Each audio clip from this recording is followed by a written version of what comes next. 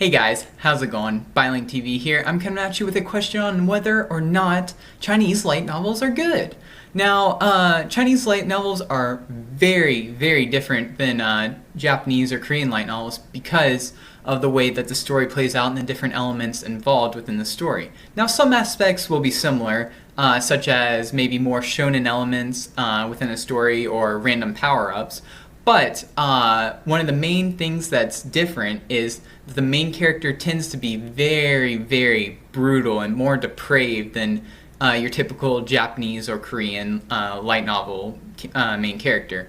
Now, there are three main different types or genres of Chinese light novels. Now, forgive me if I pronounce these wrong, but the main three are xianxia, xianwen, and oisha, which kind of look like, respectively, Zhanjia, Zhanhuan, and Wuxia. That's what they look like, respectively, in the English language, but they're pronounced completely differently. I'll actually leave a link down in the description box below if you want to go and check how to pronounce those, to a YouTube video of a person who actually knows and translates these light novels, so that should help. But Xianjia is basically, they're novels that include like the heavens, the mortal world, and the underworld, and involve like karma and reincarnation, and there's also like the main character will probably get like a pet and have that creature throughout his journey, and he basically like powers up along the journey, and sometimes, or a lot of times, when they power up, they get more prolonged lifespans, and so they're able to live longer and get stronger, and it just continuously goes on like that, usually for a very long time, sometimes even like thousands of chapters. I've seen some that are like above 3,000, so they can go for a very long time. Now, the average length is usually about 1,000 something. Usually it's in the 1,000 to 2,000 range.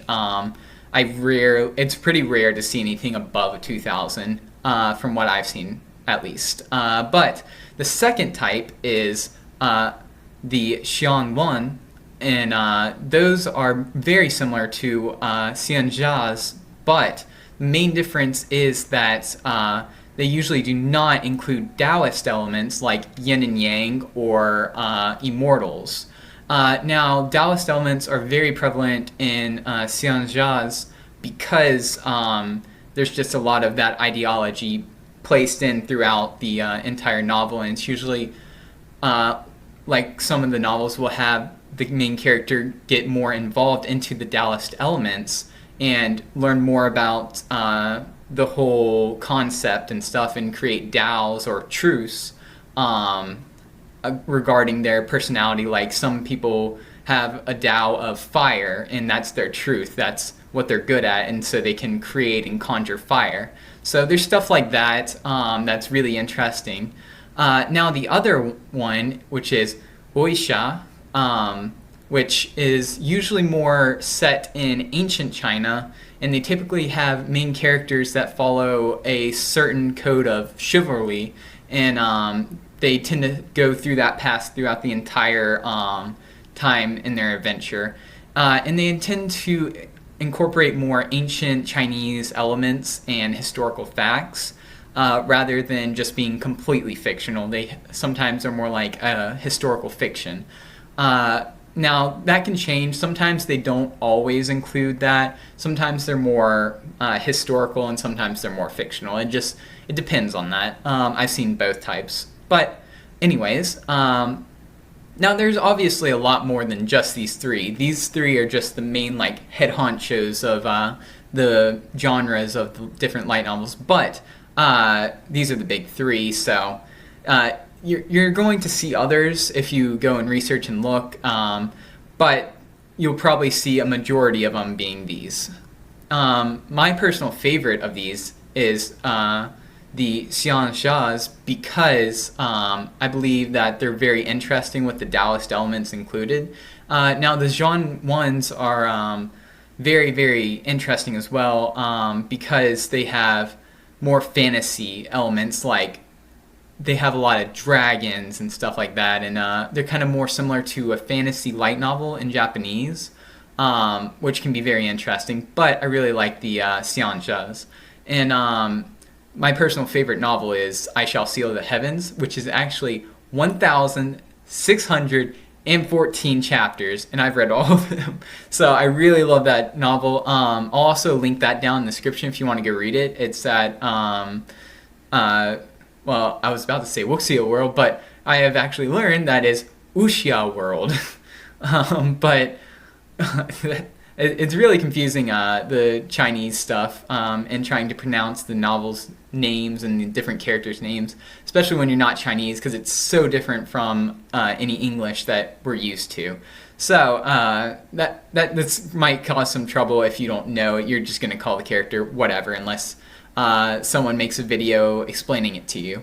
But anyways, now a lot of these novels tend to be owned by Quidion or put on Quidion's site, and there they have like a pay per word.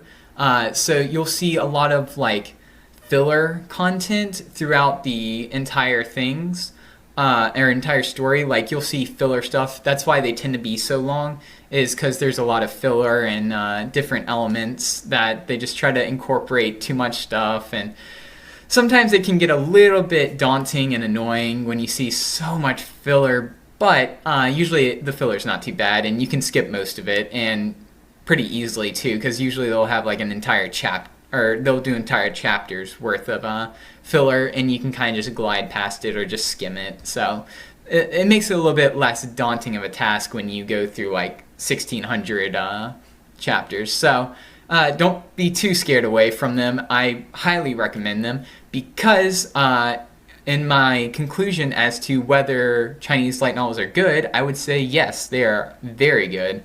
They're very time consuming once you get into one, but very fun adventures throughout, and there's a lot of really, really good ones like Coiling Dragon or Desolate Era that you can just dive into and have a really fun time. Some of these also will have, they'll also have like mangas based off of them, or called manhwas. And so you can also look at those. If you're not really into light novels, you can look at the manhwas instead.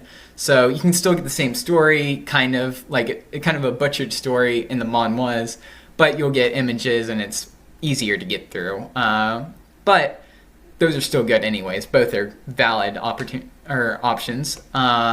Now, there's also, for light novels, they also have, or the Chinese light novels, a lot of the time the main character will start at like level 0 and go to 100. It's usually not any other concept than that. So it's usually the main character powering up and getting stronger throughout the journey, not the main character sitting at the top of the throne and just mitigating all the different activities of the world or something like that. It's very, very shonen-like for a lot of them.